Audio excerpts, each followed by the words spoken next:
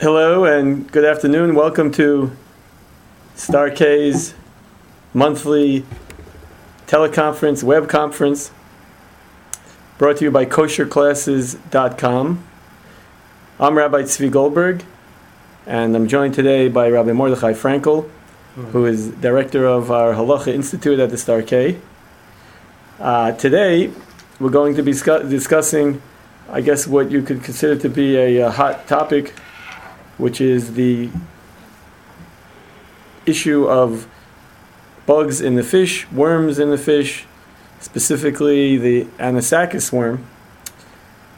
Helping us today with the technical issues is Reb Zev Steen, as usual, and getting everything in order and make sure it functions properly. We have two ways of joining us. One is through the internet at dimdim.com, D-I-M-D-I-M. The keyword there is kosher. That's our class name. And you can also join us through the telephone if you're driving or wherever you are. You can join us wherever you are in the world through the telephone. There is no particular charge unless other than your own telephone company charges. 218-895-1203, 218-895-1203, and the passcode is 2020 pound. And this class is given at the last Wednesday of every month at noon, and it's archived, it's videoed and archived at kosherclasses.com under podcasts. So we have put up here, for those of us joining us by the web, we put up a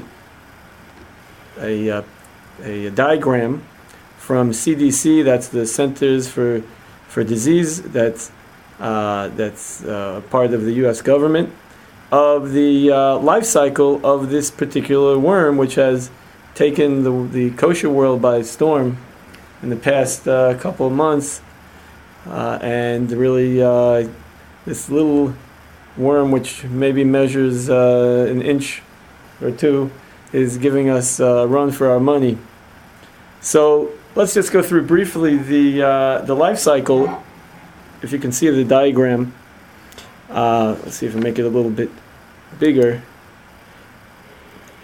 Basically, and I want to just also preface that we're not experts in fish physiology or parasites. We're not scientists, and halachic issues we're also delving into, but we don't consider ourselves to be the experts on it. We're just trying to provide for you, our audience, an overview of what is happening, and try to give you an idea of where we are today and how we got there. But by no means is this the final word, and it's not even the final word for the Star K, which is right now reviewing its policy on this particular issue. So how does the worm life cycle look like? So basically, the mammals excrete eggs. They hatch, basically, and I'm sure I'm simplifying this. They hatch in the water, then they're eaten by other sea creatures like krill, and in the cycle of the marine life, those krill and crustaceans are eaten by other fish, bigger fish, maybe like a salmon, and then those fish are eaten by even bigger creatures like mammals, and then again the eggs are laid and then excreted, and so on. And it's following like that for a long time. That's the way that God created the life cycle. So in between there, though, the human beings get involved when they catch the fish like salmon and other types of fish and they eat them. So that is where the question arises of whether or not those worms that you may find in the fish are permitted or are forbidden. I want to mention that you can join us and ask a question. If you have, you can chat with us on the Dimdim. There's a chat box there on the right side of the screen. So Rabbi Frankel, give us a little bit of a background. I mean, if I'm eating my fish and I see a worm in there, or there's a worm, I mean, why should that be permitted? We know that Jews are not permitted to eat worms. They're insects, toloim, they're shrutzim, whatever you want to call them. So let's start with that side of why possibly would it be permitted to eat those? Well, the surprising fact is that not all worms are actually forbidden to be eaten. Even though it is true that the Torah does tell us not to eat worms, there are certain parameters which the Gemara delineates. The Gemara tells us that although most worms cannot be eaten, there are certain worms which the Gemara considers as having been grown from their beginning, from their birth, from growing inside the animal, inside a fish or inside a mammal, or potentially inside a plant as well. And the Gemara says that those worms which their whole life cycle, they grow inside the fish and they have never seen the light of day, they are part of the fish. They are just grown in the fish, they start in the fish, they grow in the fish, they stay in the fish, and they're part of the fish. And just as much as a person can eat a fish, so a person can eat the whole fish, including everything that grows inside it.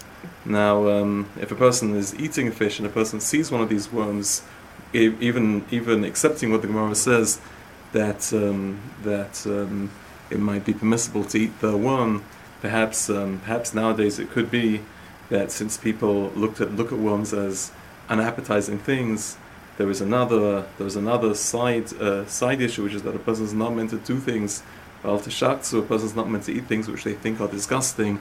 So it could be that for those reasons a person should not eat the worm.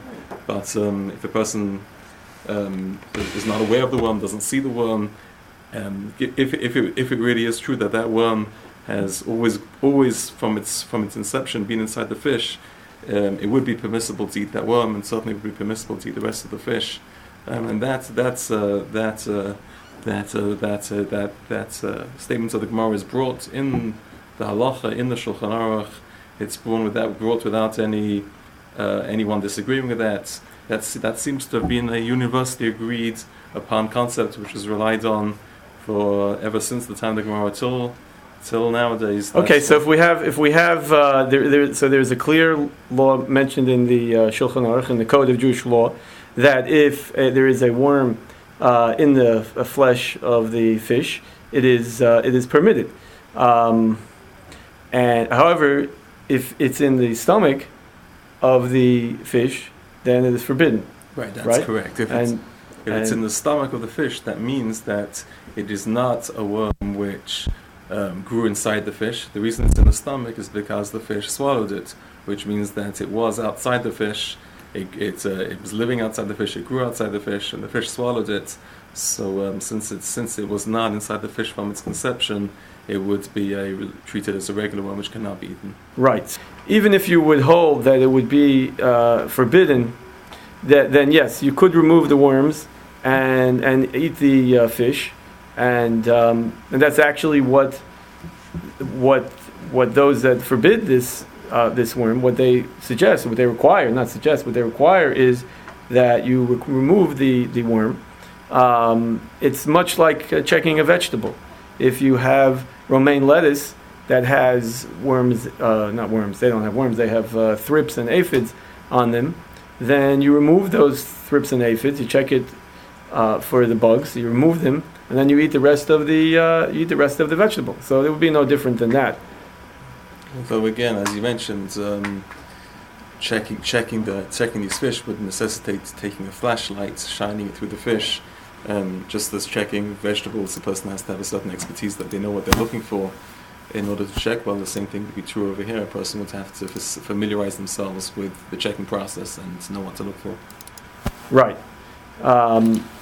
Especially If the fish is a dark color, like it's pink or red, there is a special way that you have to check that with the ultraviolet light, because you won't be able to just see it plainly. So it is sort of a new process. Even people have been checking vegetables, housewives or caterers, mashgichim have been checking vegetables for many years, but this would be a new process. Okay, so Moshe is asking here, does your fish store need now to have a mashgiach to make sure it does not have these fish? Okay, so that's the question. That is the $64,000 question of whether or not we're going to require stores to have a special supervisor to make sure that these fish are not being served, or if they're being served, that they're being checked. And much like the vegetables have to be checked. That is the question. So let's get back to some of the halachic issues. There are. Let's take those opinions, which is a strong opinion of those that forbid this worm, and they say that even though the Talmud and the Shulchan Aruch, even though they state that worms in the flesh are permitted, but that is only if you don't know where it comes from, and we sort of assume that it comes from the flesh itself. It spontaneously generates somehow, or we don't see it coming in, even though we may know it comes in from the outside. We haven't seen that. But if we have proof that the worm comes in from the outside, it has a life cycle, it's found in the stomach, and it goes from the stomach into the flesh. So then, while it was in the stomach, it was forbidden. So then it moves into the flesh, and they have seen apparently that they have a fish, and they open it up, and they see the worm wiggling from the stomach into the flesh.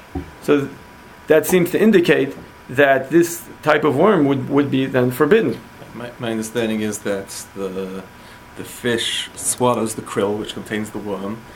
The worm then resides in the fish's stomach, and it'll stay there as long as the fish is alive. When the fish dies, so then the fish is taken out of the water and it dies, so its temperature starts rising. When the temperature starts rising, so then the fish's stomach is no longer a good place for that worm to live, so it'll start to migrate out from the stomach and crawl its way into the flesh to find a better place to live. So that is why, even though the worm was eaten and was in the fish's stomach, that's why it'll be found in the skin. If the fish is chilled and kept cold after it's caught, then these worms will tend not to be found in the fish. It's the fact that after the fish is caught and it dies, the fish starts eating up, that causes the worm to migrate into the skin. Right. So we saw that there are studies that show that even though there may be a high percentage of worms in a particular species in the stomach, but if they gut it right away, then the worms are not so common. So I've seen some studies that show very high percentage, let's say in wild salmon, of the Anisakis worm. But that doesn't prove necessarily that it's going to be found in your canned salmon. That's just saying, those studies are just showing that they opened up the salmon and they saw in the stomach perhaps that there is a high percentage. That doesn't prove that in the canned salmon there's going to be a high percentage. That there are studies. Some of the kosher organizations have been doing studies on the percentages in actually the canned salmon. When they can the salmon, they don't can the stomach contents. They don't can the stomach, but the question is whether or not, like you say, was it gutted right away? Was it did it die first? And so, as you pointed out, that all affects the percentage of how it's going to how many worms are going to be in the flesh. Because that is also another halachic issue we should mention about the miyud hamatzoi. How prevalent is it, right? If there are the fact that there may be a worm in the fish does not necessarily, and even if that worm is forbidden, doesn't preclude us from necessarily eating the fish. It depends how prevalent is it? I mean, I could find a worm in an apple, but does that mean I'm obligated to check every apple? No, because the preponderance don't have. There are two separate issues. One issue is if you see a worm in an apple, certainly has to be removed. That's clear. The question is, are you obligated to check an apple? Do you have to suspect that there might be a worm there, which would necessitate checking? So generally, since worms are generally not found in apples that we have, there's no necessity to check it. If you do see a worm, one would have to remove it, but one doesn't have to check. The same question could be posed by this fish. Certainly, if you see the worm, then according to those who are stringent about this, they feel that this worm is a problem. Does that necessitate that you have to check every fish? That would depend on the prevalence, the likelihood of this worm actually being in the flesh. Okay, so that is another question of how common it is. We have a comment here saying that it is very common in the canned salmon. Okay, I mean that's his experience. I think the question we still have to address, which we still is, assuming that you do find a worm, or assuming it is very common, ultimately is this worm going to be one of the worms which is considered as having generated in the fish and is permissible to eat, or is it a worm which we would look at as coming from the outside and being forbidden to eat? And that again, as you mentioned, that is the big question. What makes it? What are the criteria by which we would consider a worm as being from the inside and being from the outside? That is the debate among the contemporary rabbis over the contemporary poskim. Right. That's how we look at this worm. Another point is that those who permit this worm, some argue that the rabbis do not expect us to become fish pathologists and experts to know exactly the life cycle. The Gemara, the Talmud, in learning and deriving this permissibility of worms in the flesh of fish, is sort of giving a blanket statement and does not depend on us really following the science. The Torah doesn't require us to become scientists. That's their argument. Again, we're trying as much as possible not to take a position, because the Starke is still reviewing its own position. We're just trying to discuss what the different opinions are. So they argue, those that permit, that the Torah doesn't require us to become experts, and even if the scientists claim or can show us that they come from the outside, that's irrelevant. It's sort of a blanket permissibility given by the Shulchan Aruch and the Talmud. The simple reading of the Talmud, it almost sounds like the Talmud is telling us that these worms, which are found in fish, are like spontaneously generated within the fish. They don't come from the outside. Scientists tell us that all worms, whether worms in fish, worms in animals, worms in fruit, there's no such thing as spontaneous generation. They all come from the outside. Those who want to reconcile science with the Talmud would tell you that even though that might be true, that scientifically they come from the outside, but then that's not the way it's perceived. That's not the way it's looked at. We possibly when they come into the plant or the fruits or the fish, they're of such minimal size that that's not significant, and therefore for halachic purposes it's enough we would consider it as having been generated within the fish. That's again the question would be, what is the cutoff point in terms of size? How small does something have to be to when it's ingested by the fish? How small does it have to be that we would say that insect, that bug is so small that even though it was ingested by the fish, we would look at it as having just grown from the fish. And when is the worm considered big enough at the time of ingestion that we would say no, this came from the outside? Until recently, even though this Anisakis worm was something which was known about for at least 100 years, the understanding, at least among Rabbonim, was that this fish was microscopic at the time that it was swallowed by the krill, and therefore could certainly be viewed at as not coming from the outside, as having been generated within the krill and within the fish. A lot of this, the reason this issue has come back on the table and been revisited, is that it seems to be that's actually bigger. It's actually bigger than right. that. It's bigger. It's visible. Now, there is a question here. if the Talmud and the Shulchan Aruch permit this, why does the Starkei even need to weigh in? Because it's so clear that it is permissible.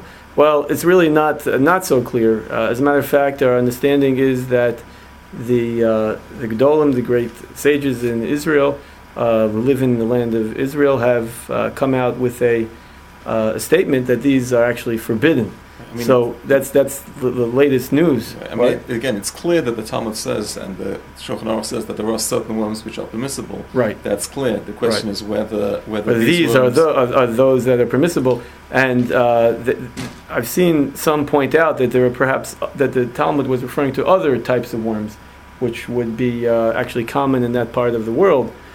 I mean, one does have to say there is a certain that argument is there is a somewhat compelling argument that the Talmud does not distinguish between different kinds of worms that would seem to indicate that all worms are permissible.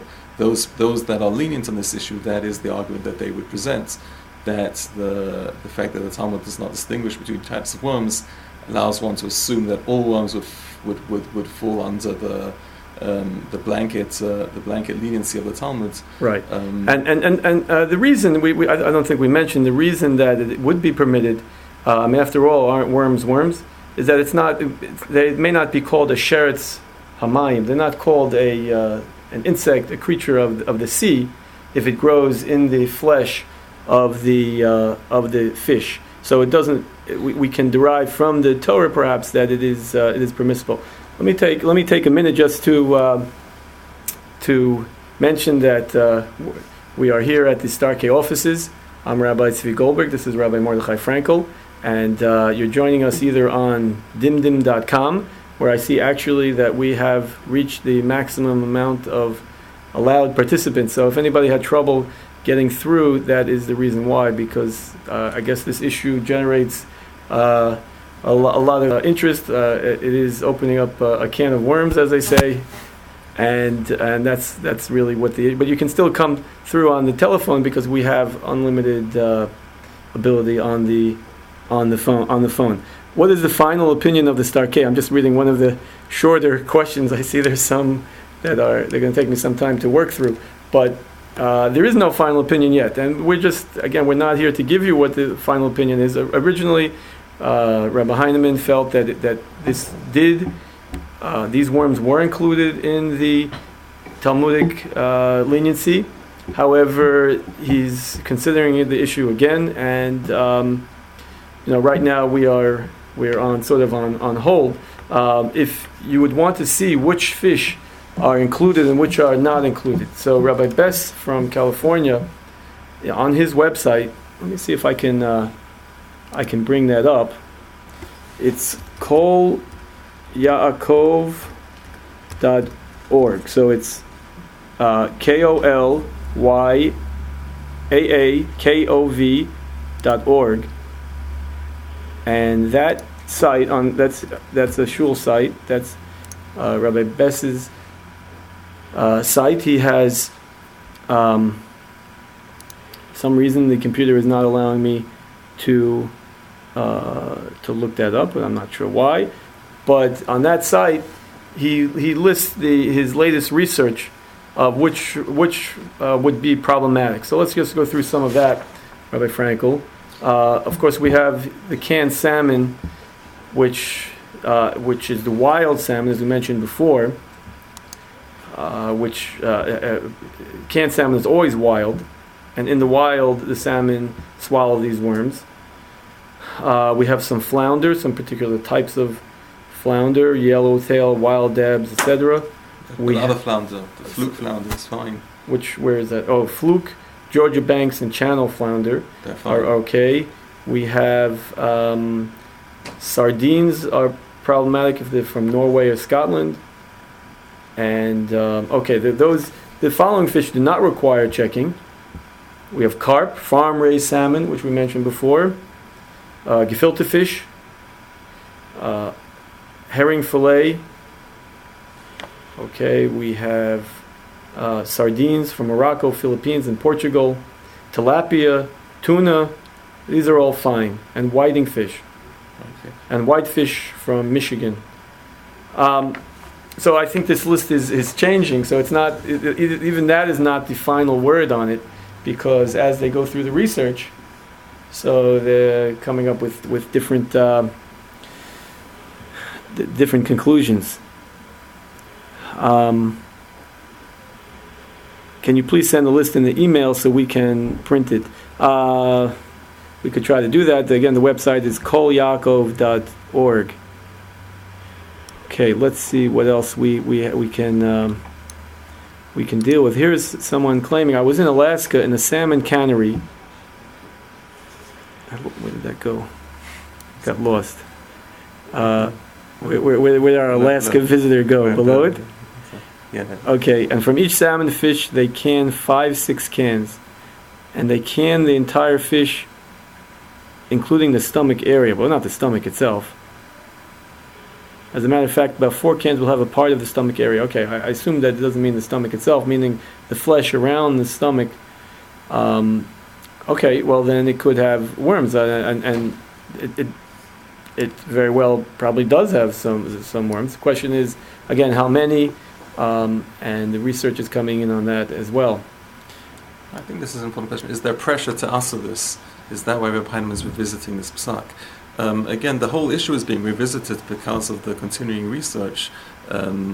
There's a lot of facts, scientific facts, which at least the rabbinic community was not aware of till it was brought to their attention recently.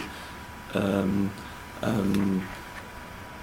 think that Rabbi Heinemann will tell us what he feels is the true halachic opinion and how he feels the Starcase should conduct itself. Now, this question that I think is on a lot of people's minds: what happened in previous generations? I mean, this is not a new invention. This Anisakis worm; it wasn't created yesterday. So, and all of a sudden, in the year 2010, people are now raising the issue: what happened 50 years ago, 100 years ago, 1,000 years ago, and we haven't really heard about this, and how can it be that all of a sudden this is an issue?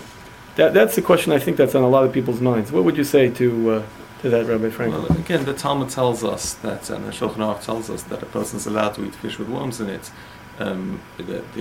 Again, without any knowledge, one would assume that the general worms which are found in fish would be included within this leniency, that the fish are considered as having grown within the worms are considered as having grown within the fish. That might be true, but when a person can actually show you the video of this fish swallowing it and of it coming from the stomach and worming its way out, so then it becomes somewhat clearer that this whatever worm it is that the Talmud was talking about possibly was not the worm that we have nowadays. Again. So then the question becomes: all those that ate this fish, all the great rabbis that ate the fish, 50 years ago without this raising this issue. Well, how did they do that? Yeah, I think that a person's legitimately allowed to rely on the simple reading of the Shulchan Aruch without knowing unless there's any knowledge of any facts to the contrary. A person would be allowed to make the assumption that the worms that he sees are included within the leniency of the Shulchan Aruch. So really what you're saying is they really weren't technically permitted, but since nobody knew, they weren't doing anything wrong. Well, I would seem to me that we have certain rules in the Torah, like following the majority and following the status quo, which a person's allowed to rely on. Even if a person's allowed to rely on those kind of rules until one knows the status quo has changed. One's allowed to rely on the status quo, and even if one eventually discovers that the status quo changed in the past, that doesn't mean that one was doing something wrong at the time that one was relying on the status quo. So he had a right to rely on it at that point. Yes, I think so. Right. Also, there is some discussion of whether there is a greater incidence of this worm nowadays. There are studies. I have a lot of paperwork here, but I can't find it right off the top of the stack. That there are studies that show that the incidence is much greater, and the amount of worms that you find now is much greater than it used to be for whatever reason. I don't know exactly what the reason is, but there are studies that do show that. Again, as you mentioned, the obligation to check would only exist if there's a certain likelihood of finding it. It could be that in previous times it was less likely to find these worms, and there was no necessity to check. Possibly nowadays it's more likely. Right. Also, possibly nowadays perhaps these worms are not microscopic. Perhaps in previous times they were smaller. Again, depending on things do seem to change in terms of the. Could be that it changed over time. Someone is asking what are the names of the Gedolim, the rabbis in Israel in Eretz Yisrael that came out with a statement to forbid it. We don't have that. We don't yet have a copy of that, so I could not provide you with that list. But I have it. I understand that it is going to be made public shortly. So the I think you mentioned I think the compelling, those who are lenient, the compelling reason to be lenient is because we're having this whole discussion over here based on all this research done by the various scientists. Again, is the layman expected to know all this? Does the Torah obligate the person to be an expert in fish science? That would certainly be reason to say that a person is allowed to rely on the simple reading of the Shulchan Aruch. Again, the alternative approach would be that now that we seem to know definitively that these worms are not the way they're described in the Shulchan Aruch, so then perhaps the leniency does not apply to them. That's the crux of the debate, to my understanding. Right. Now I realize why the computer was not allowing me before to bring up this webpage, Rabbi Frankel, because I put in the wrong address. Okay. Computers don't make mistakes, people do. So it's not Kol Yaakov, it's actually kehilasyaakov.org, and that is Kehilas. Yaakov is Yaakov, one word, .org, and here it is. I was able to bring it up now, and this has the list from Rabbi Bess of the current fish which are on the permitted list and those that are problem. It seems fairly likely that what's going to happen is that there are going to be, as the questioner asked before, there are going to be mashkichim, supervisors at the facilities to check the fish. That's the way it looks like we're going to require that. And so it really should not make that much of a difference to the consumer. He'll still be able to eat all the fish that he would like.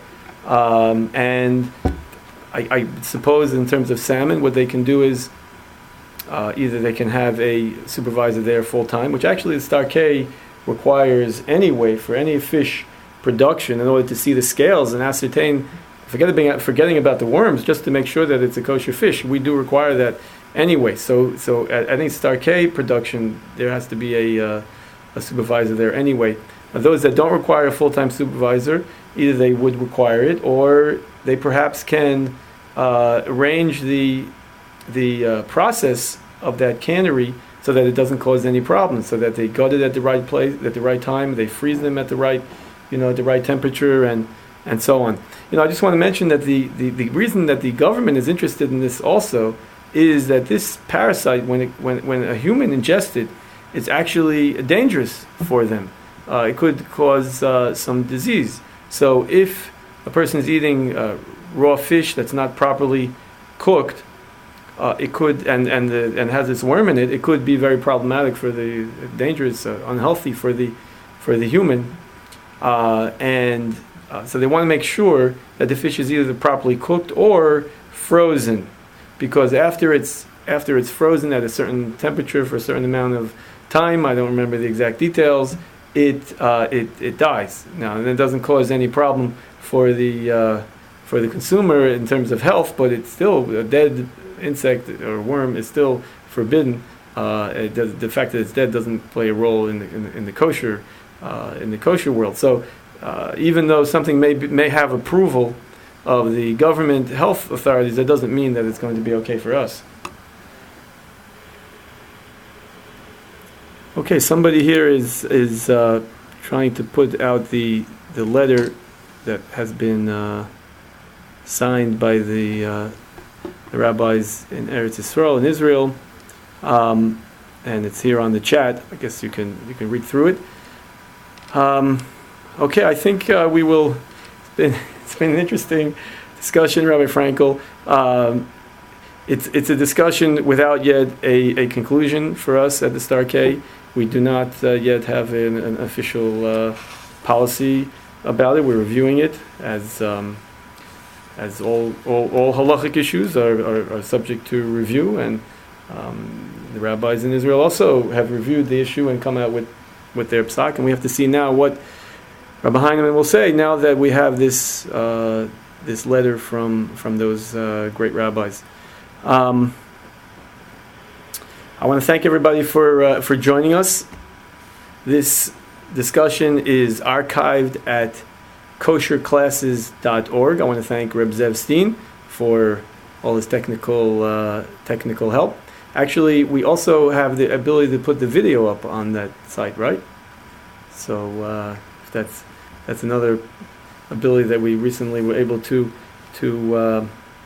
put together. This class is held at the end of every month on the last Wednesday at noon at dimdim.com, and by phone, where's the phone number? 218-895-1203.